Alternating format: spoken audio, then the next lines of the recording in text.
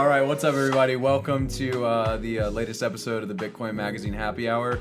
I'm your host, Colin Harper, and I'm with Michael, Cassie, and Brandon.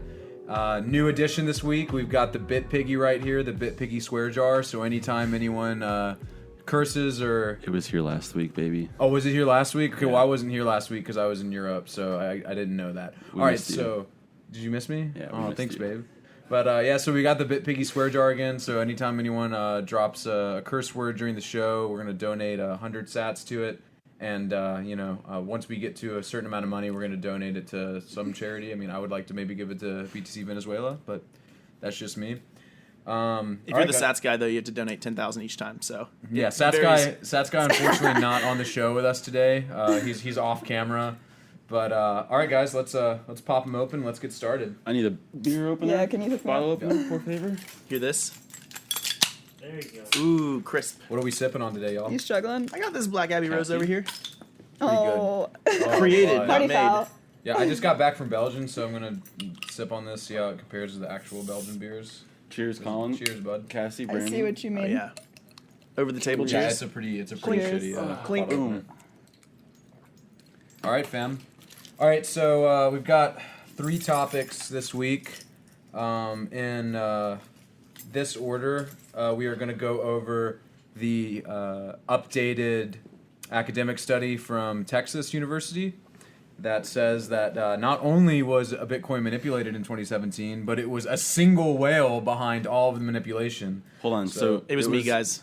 It was a Texas university, not a Texas academic, or was it both? It's a So te- it was Texas academic. It was a Texas academic in conjunction with an Ohio State academic. I'm pretty sure that it was like supposed to be. So it's through this publishing network, but I think so that's coming a good- from a university, it was still coming It was- from. yeah. was- Griffin was a professor of finance at Yeah. UT Austin. Yeah. Gotcha. So it was Yeah. Texas and Sweet. Ohio State. Well, then you know the study was overrated. All right? Right? Oh, Roll so- Tide. Don't worry. That's pretty good. Roll Tide. And then okay, calm down. And then for our second article, we're gonna go over one of our latest from one of our journalists, Jesse Wilms, called "Beyond China and North America: The Decentralization of Bitcoin Mining." And then we're gonna round out the show with a discussion of Tuur Demeester's recent article about the Bitcoin Reformation for Adamant Capital. So yeah, let's just go ahead and dive right into it, y'all. We're gonna start, like I said, with the was a lone whale really behind Bitcoin's 2017 bull run? Don't bet on it. And for those of you who don't know, you've probably seen the news. 2 academics, John Griffin from the University of Texas at Austin and Amin Shams, hope I'm pronouncing their names right, the University of Ohio State University, excuse me, published a academic report back in July of 2018 called "Is Bitcoin Really Untethered?" Basically making the accusation that unbacked tethers were used to fuel Bitcoin's 2017 rise. And in this updated academic article, they make the claim that a single entity was behind this alleged manipulation. So one quick interjection on the title of it. Anytime you have an article that asks a question, the answer to that question is almost assuredly no. Like when you title something asking a question, that's literally your way of trying to Bait. allege something without having enough evidence to actually prove it. And so you just like say, well, is it? I don't know. You decide when like there's. So can't you're even basically say. just saying like when they're asking a loaded question, so it's not trustworthy from the start. Well, it's like Trump needs to be indicted on treason. You know, the name of the title or the article is Trump treasonous? You know, should he be indicted instead of like Trump should be indicted, because like Nobody one is a wants to be statement wrong. and one's a question that you can't really disprove necessarily. It's like from the get go, it just seems like they don't have enough to even make the claim.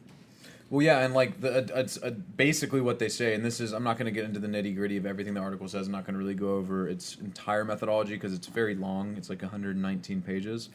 Not all of that is the actual findings, but it's some of its methodology and data. But basically, what they say is like you can see issuance of Tether preceding Bitcoin's price rises after the price declines a certain amount. Which I think it doesn't take too much of it's not too much of a logical leap to say, well, perhaps Tether is being issued because people are buying Tether to buy the dip, which is basically I think the primary kind of counter argument to to the study's findings. That I'd also add too that the New York Attorney General's office also said that $950 million worth of tether in the tether reserves were given to Bitfinex, right? So that was kind of like the undisclosed, right? Right, and that's a lot of. There's some more background there too with the New York Attorney General's office investigation into Bitfinex following Crypto Capital's inability to redeem $850 million worth of customer deposits. Now, Crypto Capital was Bitfinex and Tether's basically de facto banking partner. That's a whole other story, but this is all wrapped up. There's a lot of shady stuff going on with Tether and Bitfinex, a lot of people would say. But, to say that their entire business propped up the Bitcoin bull market in 2017 is just, anyone... Well, so, Not enough evidence to entire substantiate that whatsoever. Well, the entire business did prop it up, but not in that way. It's like Tether was used to buy Bitcoin up, yes, and it was a good thing. It wasn't the way that they're the article is framing it. Right. So it was Tether that helped Bitcoin run. Tether definitely helped, but also Tether. I mean, it's definitely a large player in the market, but I think it's still something like 50% of on ramps are still fiat for Bitcoin, whether it be euro, pound, dollar, or some other currency.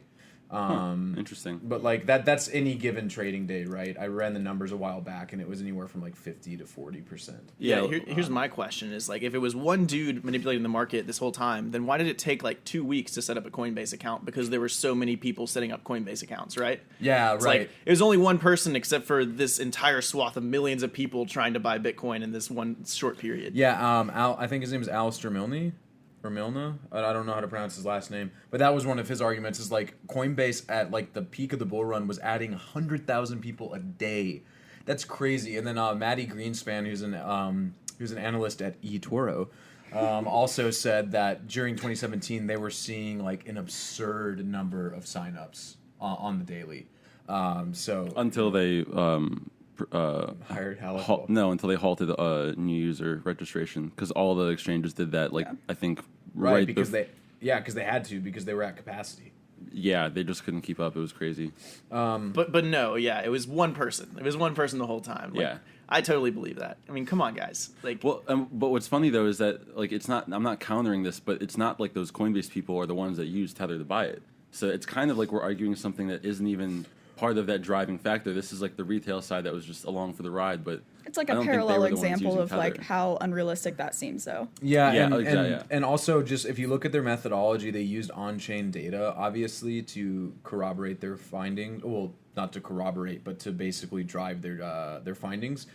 And I talked to Nick Carter about this, and again, this doesn't take a genius to point out, but they're using on-chain data, and obviously exchanges use one wallet or multiple wallet addresses for thousands of users, right? It's not every user has one wallet address associated to their account. They aggregate wallet addresses for individual users into or deposit addresses for individual users into either a single address for let's say 100 users. Does Coinbase reuse addresses? Yeah. I mean, and if they don't, but you know what I'm saying, they don't have to use a static address to have multiple addresses aggregated for, you know what I mean? So, but they use on-chain data to say, look at all these inflows of Tether to this one address. Well, no shit, it's going to maybe God. Oh, guys. Ding, ding, ding, Swear ding. jars. You Swear almost pig. followed that with a second But customer. yeah, to finish your thought Swear here, pig. of course, if you see one big address that has a lot of Tether in it and is moving, when it changes, the market moves too. Yeah, it's probably a good, safe bet that address is an exchange that's got a whole bunch of different accounts linked to it, and it was probably even Bitfinex that owned the address, right? Because of course it was. So in Nick's words, he says, I think to and I quote from the article, he says, I think the clustering and on-chain angle is quite weak. The fact that a significant amount of value flowed through a single on-chain account does not really mean much. There are plenty of omnibus accounts for exchanges and market makers which map a small cluster of addresses. There's nothing sinister in that. So, there's some flaws in methodology, and even without those flaws, I mean, I think one of the common arguments was someone who's making this claim obviously is not really a part of the Bitcoin industry and doesn't really know, was not around for the kind of mania in 2017 or really seeing all of the interest that we were getting from all segments of the population, right? Yeah, and also, we're beating a dead horse here, but if you were manipulating the market, like as a single entity, would you really use one address to do it by? Like, you're not even going to try and mask the idea that you're manipulating the market. Like, if you're that smart to figure out how to print Tether in a way that's not going to affect the market and like all of this, but you forget to like, diversify what wallet address you're using, like, come on. Someone that knew what they were doing probably doesn't use the same address in any given situation. Yeah. Right. So speaking of, so going back to that idea that, people who usually make these claims are probably not from within the industry. I mean, you always see like, so Bloomberg and Wall Street Journal were the first to jump on this. And the mainstream media always seems to love to jump on these stories because they get clicks, and they sell ad revenue through these things. I think it's an interesting, I mean, us coming from like a Bitcoin media company is kind of an interesting exercise whenever a story like this comes out, because it feels like the mainstream media says one thing, and then, the next day or throughout the next week, media in the Bitcoin industry kind of picks up the pieces, and does cleanup and damage controls. Like, you guys really are not evaluating all the angles here. Yeah, there's only one side of the story that's being shared there. Yeah, it was funny too. I was listening to the Wall Street Journal podcast about this, like Bitcoin comes untethered, I think is what it's called. But the very last like 30 seconds to 1 minute of the podcast, it's like, the Bitcoin junkies, like, they're really not affected by this at all. Like, it's not going to change the way that they think about Bitcoin, but like, it's, the average consumer, it's an emotional appeal to the average consumer, because then they go on to say, but like the people that this really hurts are the people who take money out of their own bank accounts and put it into Bitcoin. And I'm like, well, that's what everyone in the Bitcoin space is doing. So I don't really understand that argument. It doesn't really make a lot of sense. Did they actually use the term Bitcoin junkies? Yes, they literally said Bitcoin junkies. I was like, I think I'm slightly offended by that, but triggered. Yeah. Color me triggered. I mean, let's not kid ourselves. Most mainstream media is treating Bitcoin as this is bad, it's stupid, it's wrong, and let's prove it. And, they're just going to keep swinging and missing. And Bitcoin, Honey Badger doesn't care. And this is just like yet another instance of it. Yeah. I think this was actually a quote on Tuur's report that he published, but it was something like the basis of fear is ignorance. But I think that's basically why they're publishing things in such a skewed point of view, is that like they're scared of what sort of like economic effects this might have, and like also on the individual consumer level, how that might affect the user. So it's really just fear. But based on ignorance. And on that fear, Colin over here, of course, had a great tweet like a couple days ago, but it's almost like they have to buy into that FUD. Like, they have to believe that. Otherwise, how could you still be against Bitcoin or think that it's not, I mean, it depends. I'm not sure if the person who wrote the article was a no-coiner, or if they're just totally against Bitcoin, or if they're just trying to point something out. But it buys into that whole play, which is like... Well, yeah, this is what I've always wondered about, like, crypto journalists who aren't, like, into Bitcoin. Like, I've always, like... What's your motive? What's wild to me, because it's like you literally spend your entire day, like all your days, hating on a thing that you've known about for years. And like Amy Castor is a perfect example of this. She's been reporting on Bitcoin since like 2014 or 2015, and she says, I used to own Bitcoin, but I got tired of my money like being so volatile. And it's like, if you had saved the Bitcoin that you bought in 2014 until now, you'd have more money. It's you will eventually be tired of your money becoming worthless. I think the other thing is, like, in the same way that like majority of journalists would discount like Wikipedia as a source, I feel like non-endemic journalists, at least to the Bitcoin space, really only look to like institutional and like widely recognized sources as legitimate, and like those that are being published by these like crypto funds or like crypto research institutions, they don't give them the same amount of legitimacy that they would if they were published from something like a non-endemic institution. Which is actually hilarious, because they're spending their time citing a first of all, it was not peer reviewed.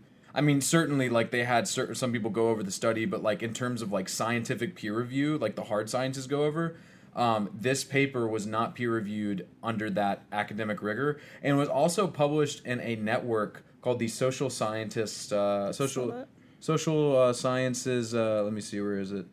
The Social Sciences Research Network, which is basically a network for papers that can get traction and views before they actually get peer-reviewed and get actually published in an actual academic journal. But yet people are like citing this as though it's some sort of truth. And it's incredible. It's the same kind of thing that I see sometimes in more leftist communities, where people will like cite social science papers that are peer-reviewed as some sort of scientific fact. But it's not at all. Definitely not. No. Social science isn't science, period. Yeah, it's soft science. But anyway... we've spent I think enough time on this topic. Lots been said about it. I'd recommend. Well, obviously, Colin, talk to me about the decentralization of Bitcoin mining in China and North America. Thanks, Michael. Good segue. That was so smooth. So Smooth. I will. So this was an article drummed up by Jessie Wilms, one of our contributing writers, and she basically wanted to look at mining Love you, operations Jessie. outside of China. Obviously, the majority of Bitcoin mining is centralized, and North America, where you have probably the second most in terms of like a continental concentration of mining. But I think this is not really exactly my realm of expertise. So I'm going to pass the rock over here to Bitcoin Cass and see what she has to say. Yeah, about expertise this. is a strong word. I don't know that I would necessarily use that. Don't you have a podcast about this? I do, yeah. So I just started a podcast. The first episode is actually live on iTunes. It's called What's Happening.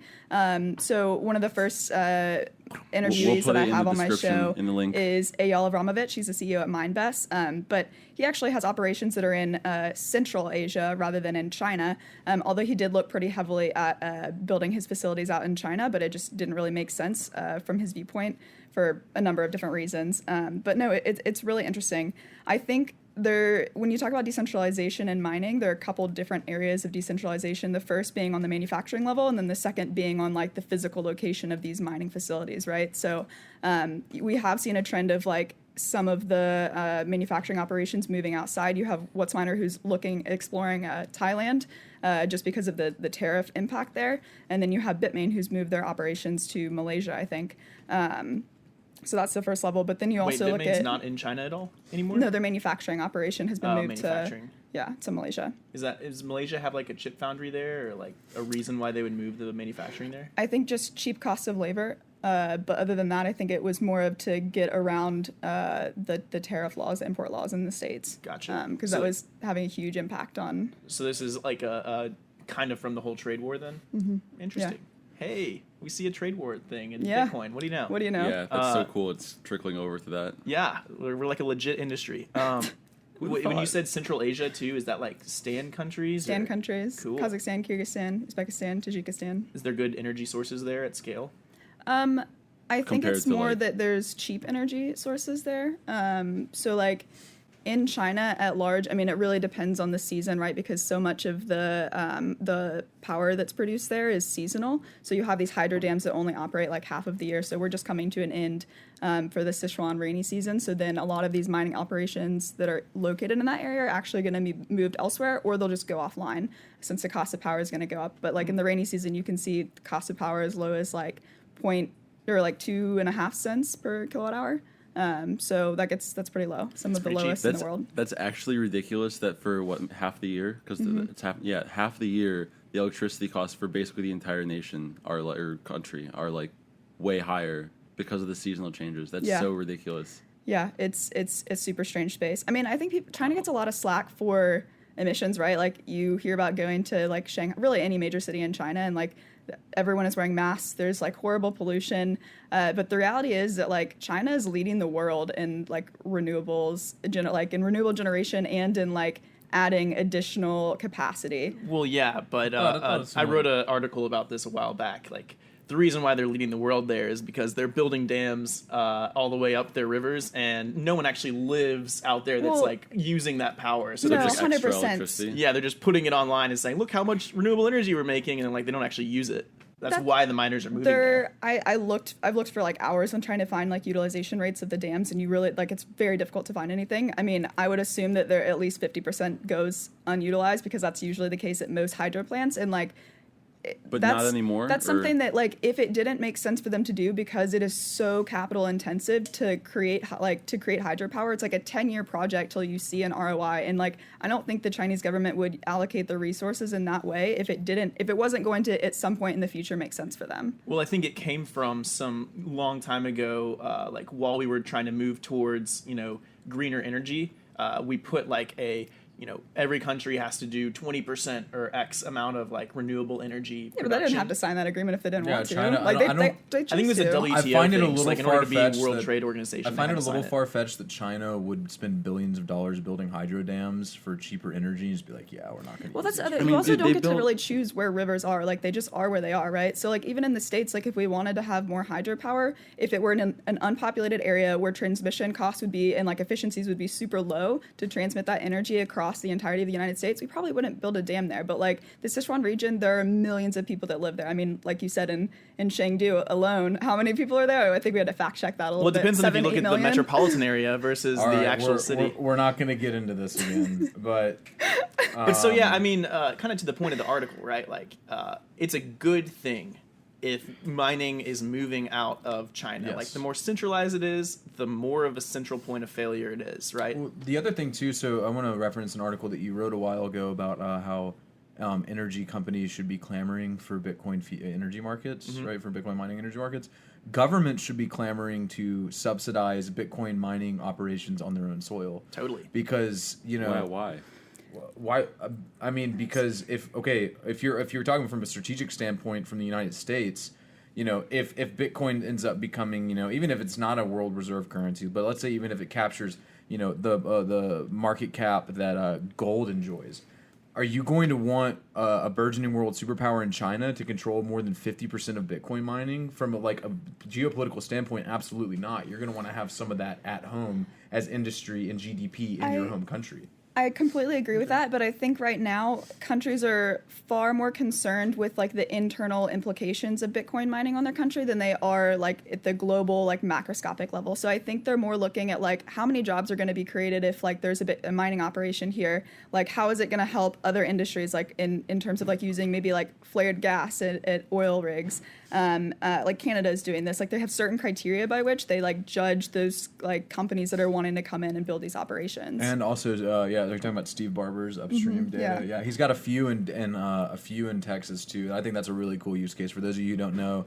upstream data takes these mining rigs and it hooks it up to basically natural gas that is being vented or flared in oil drilling sites that otherwise would be wasted, and they're using it to power generators to mine Bitcoin. There's actually a lot more companies out there that are doing that than we realize too. Super cool. And a lot of them are using like that excess heat generated to like power, like especially in Canada, like marijuana like groweries or dispensaries or grow operations. Every chemical engineer should be a Bitcoin aficionado because Bitcoin is the ultimate efficiency plan for every single piece of lost efficiency you can get in a plant. I mean, it is, we got too much excess power in this one part of our plant, or we got, steam running through and like we just have to discard it out.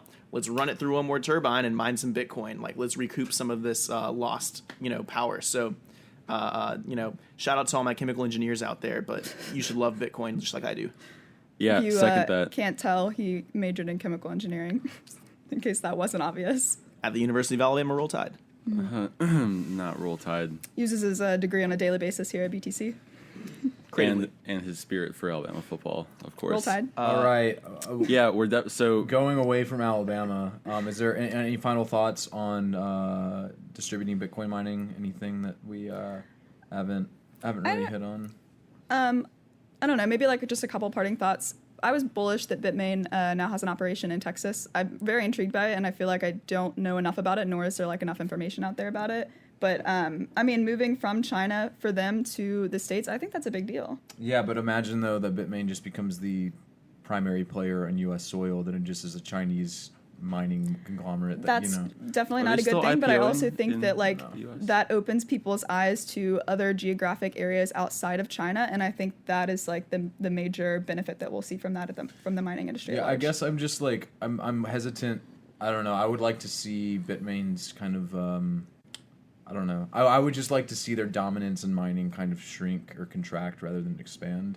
Well, yeah, they've got a monopoly pretty much at like every single like layer of the supply Right, and chain. that's kind So of what that's I'm worried. absolutely concerning. So mining is fascinating. Your podcast we're going to put in the show notes for sure, so people can look at it. It'll be on Bitcoin Magazine's Twitter too. So that's really exciting because mining is so like not well known. But yeah, Thanks, Tyberg. no, yeah, Keeping us on track. I'm personally interested in it so much, so like it's a really big deal for me. It's like something that I feel like isn't really covered that much. So Yeah, can you tease forward any to other it. people that might be coming on the pod in the near future? Yeah, so the second episode is going to be released next week, and that'll be between three of us, myself, John Quigley, who is the head of research at Miner Update. They recently hosted that event, the Global Mining Leaders Summit in Chengdu, China, which is where we met, and then Apolline Blandon, who's with the Cambridge Center of Alternative Finance. Cool. Definitely got to check it out. Yeah. All right, guys, and moving on to our final topic of the day, Adamant Capital's recent report by Tuur Demeester called The Bitcoin Reformation. Interesting parallel that Tuur draws between Bitcoin's rise as a monetary revolution and the Protestant Reformation of the 16th century. I hope all of our listeners know what the Protestant Reformation was. If not, quick history lesson. I have no idea what that is. Are you serious? Did Really? you not have Yeah. a social The studies Protestant or history Reformation? class? No, Yeah, I'm Martin gonna be honest. Luther? I don't give a shit Not about MLK. history. You ever heard but of like- 95 Theses? Yeah.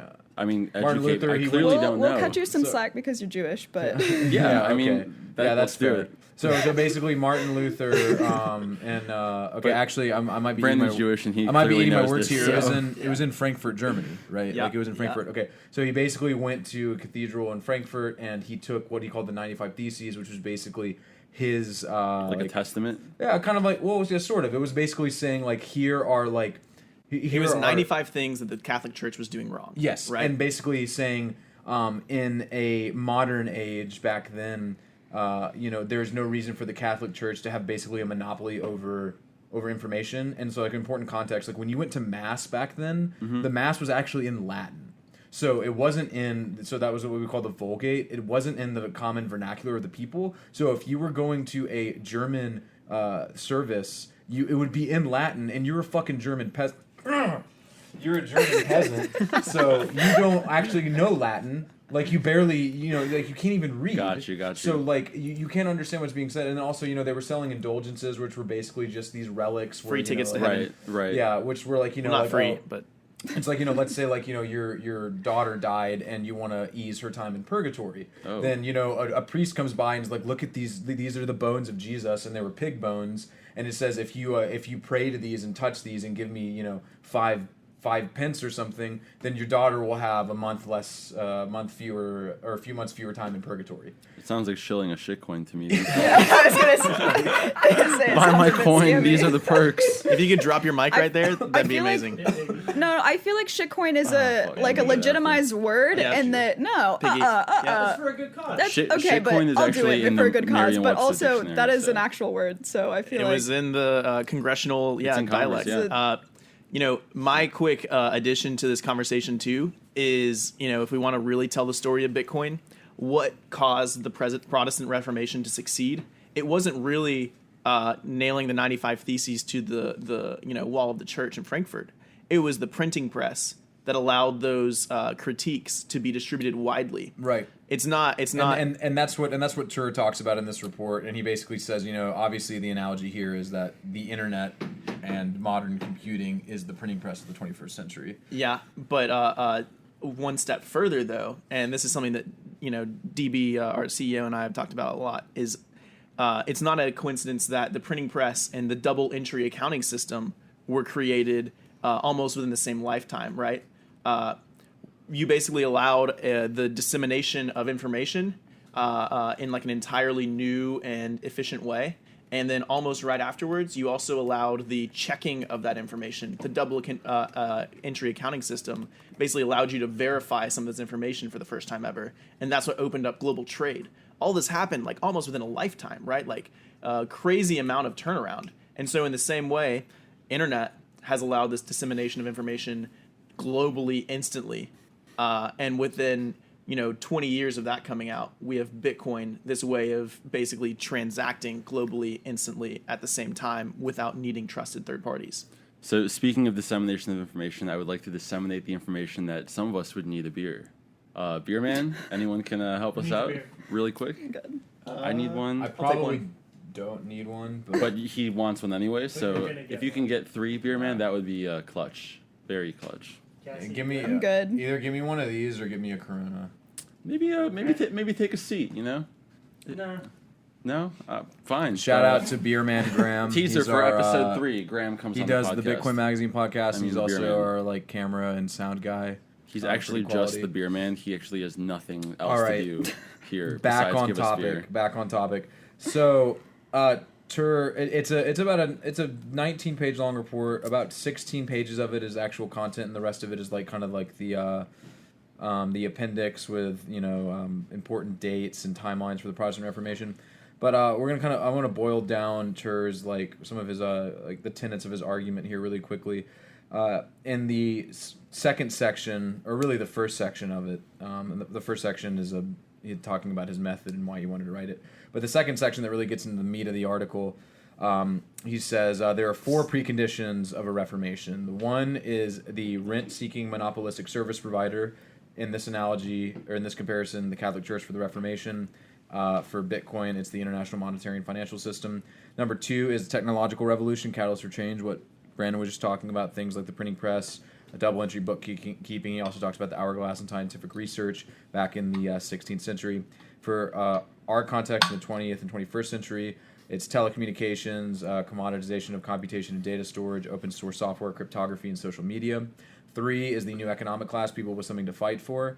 The new merchant class, for his example of the Reformation. For Bitcoin, it is the millennial generation. Definitely other generations too, but millennials are big drivers of Bitcoin adoption. Cheers to that, guys. And number 4 is credible strategies for defense and escape. He's talking about. Time out real quick. I'm about to dox Michael. I think Michael is technically a Gen Zer. He's not even a millennial. Were you born in 95 or 96? 96, and I just learned last night. I didn't even tell you Technically, this last night. you might be the. It depends on like Apparently, which yeah. research you're reading. Some people say it's as early as like 94 is Gen Z. So some people call me Gen Z, which I reject. That's unfortunate that the line between Gen Z and millennial is So right there. you know what the line So is? Pew Research Center you're- defines millennials born from 1981 to 1996. All right. So Hey, here's you're what I millennial, think is the bud. real line between millennials and Gen Z. Michael, do you regularly use TikTok? I do often. There you go. Here's the other question: do you remember? Also- wait, also, do you remember Vine? If you were 30 years do. old and you were Okay, and you lived there in you China, go. you would also answer yes to that question. So I don't really think, or if you were 40 years old in China. All right, but like millennial in America versus Gen Z in America, Gen Zers are TikTokers. Do you remember Millennials- where you were Depends on- during 9/11? I remember. Yes, but barely. Okay. All right. Well, then I think was that 11. was. Michael's not that much younger than You me. weren't also. 11. He's Okay, like let's 3 fully months dox younger You were than five. I am. Michael, you were not 5 yet. You were You were 4 I or was 5. 6. I was 6. 2000. Yeah. Oh, just kidding. I guess No, was 5. Cassie, we're both millennials or Gen Zers. No, Wait, are you no, 96 too? I'm also 96. All right. Oh, we have 2 Gen Zers on the podcast, guys. All right. I'm a This- millennial. this- youngins? That's all I'm saying. This is. Don't tell me how I We identify. are really going off script here. For the sake of the argument, I definitely think that we're all in the same category with the internet and our relative age, and let's just blur the line a little and make this conversation. I think a little bit you're a easier. millennial, bud. I'm too Thank you, wise thank you. to be in the Cheers, same class as you. Nice. No one asked. Well, All right. 4th, credible strategies for defense and escape. He talks about flooding, waterline and fortified villages and immigration for the religious wars that were spurred on by the Reformation. For 20th, 21st century, he talks about cryptography. Yeah, I just like from a big overview, like on what this paper was about, and just like how cool papers like this are, especially from Adam and Tuur. He always publishes something that kind of it doesn't really dive into something that's too shocking or it grabs people's attention because it's so contrarian. But he really just kind of backs up claims that a lot of Bitcoiners make with awesome, like really good data. And so, like, and for, yeah, go ahead. So, and for this one too, like he does some really incredible research about the Reformation, also about So if I'm not mistaken, he's Belgian, I think. But he also goes into a lot of research about the Dutch during this period, and the Dutch during this period, they were basically a world superpower at this point. They had a lot of innovations in banking. He kind of talks about those here, For sure. and he kind of goes to those to talk about certain parallels between how the new banking system of this era kind of took off and how he sees the new banking system in an era of Bitcoin taking off too. Like he talks about, he thinks this is kind of an era during the Reformation when lending, loans, things of that nature were kind of revolutionized. He sees something similar with Bitcoin. I think you mentioned at the beginning of the podcast, he sees Bitcoin's killer use cases as being savings, underwriting, and lending. Yeah. That was one of the things he outlined here. Yeah, and it's cool because like so he dives into all that really nuanced stuff about like history that we've seen happen before, and then he kind of basically comes out and the conclusions from this paper were really interesting because they support these claims that basically Bitcoin's going to take over these parts of the world where offshore banking has turned into like a piggyback of a really sound monetary system, which is unsound in the minds of Bitcoiners, like the United States dollar. But offshore banking in that regard will turn into Bitcoin banking and stuff like that. Part of the paper, one of the conclusions that he said, I'm just pulling off the abstract to save some time, but that IEOs and those kind of things will be big too, and that's just a product of Bitcoin being so easy to crowdfund just so many different things, and it might not be on Bitcoin because it's IEOs, but just the entire concept is really fascinating. I mean, if you want to zoom out, let's zoom out, Brandon. Think of how much change happened before printing press and double entry accounting and after printing press and double entry accounting. Mm-hmm.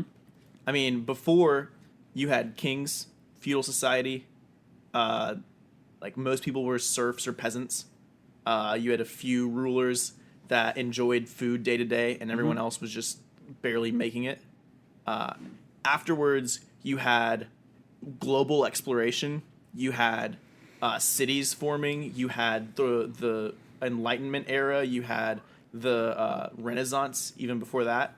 I mean, like... And like you said, though, is primarily due to the dissemination of that information because you were able to print stuff so quickly. And the ability to fact check it. The ability to have, like, absolute truth shared around the world. Distribution of and accessibility to that information that mobilizes populations that wouldn't have otherwise. I'm not even it's sure the same thing to liken to the internet. So double entry accounting is what allowed for a stock.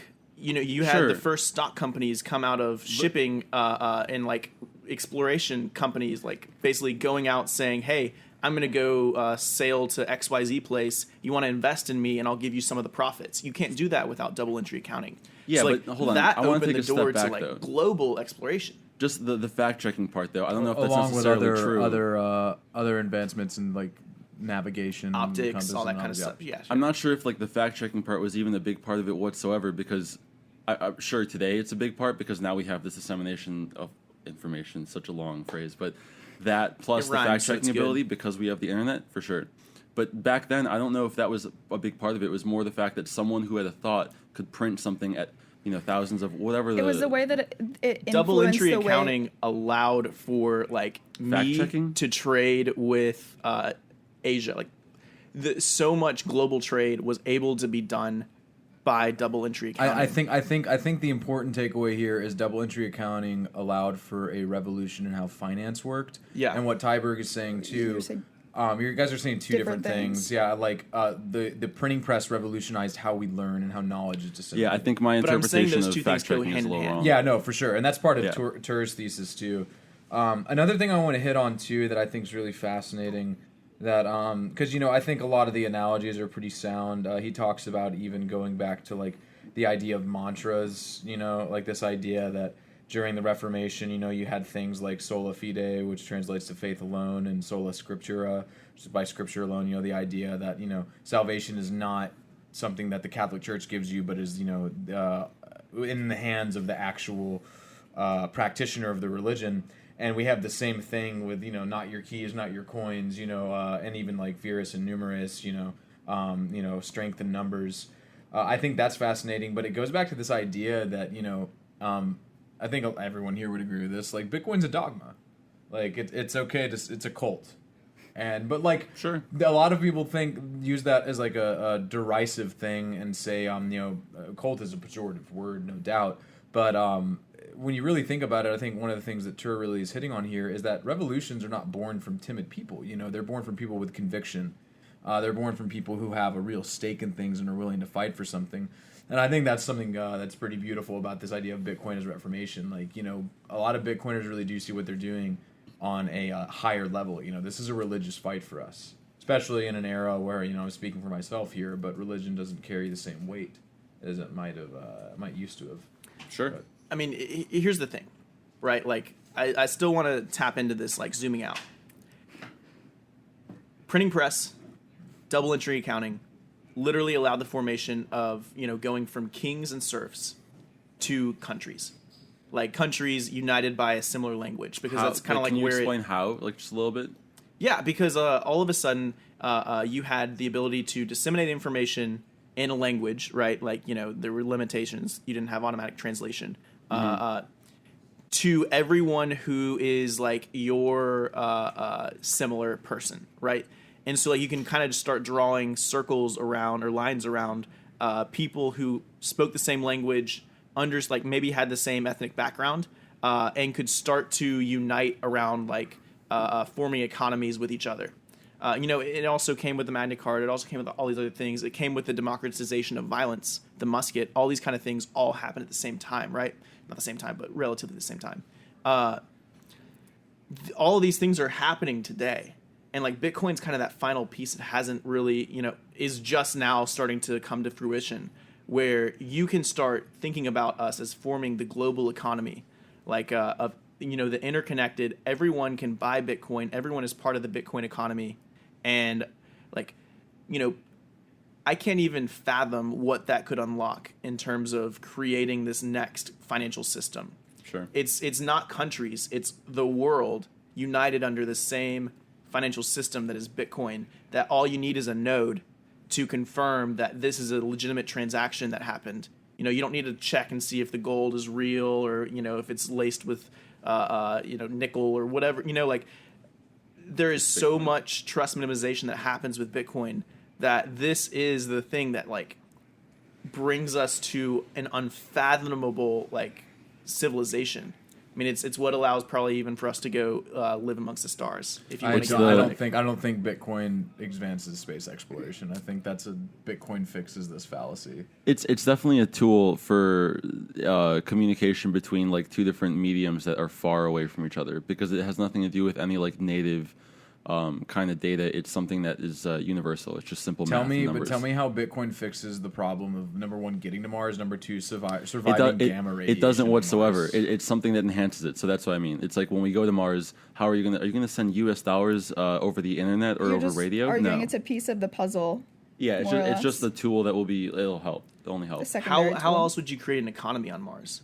Well, I'm worried about getting to Mars first before I'm worried about creating an Okay, I feel like boomer. we're getting ahead of ourselves there. Anyway, but again, I mean, but back to Brandon's point, I mean, Bitcoin as a world reserve currency or as a decentralized global monetary system does at the very least, level the playing field for the little guy in a way that did not exist before. If you think about it too, since, like, the invention of the printing press, when you have this, like, large scale accessibility to this information that you didn't have before, you also have to have this greater trust in the entity that is controlling your government, right? Like, you now have, like, another viewpoint, another perspective because of the information that you now have access to. You can form your own opinions versus just, like, what you're being told through the trickle down effect, like domino effect of that information spreading. And now you have, like, a much bigger picture of what's going on, not only in your own country, but also globally. So that trust, you have to have a lot more in order for whoever's in power to stay in power. And I think, like, with the advent of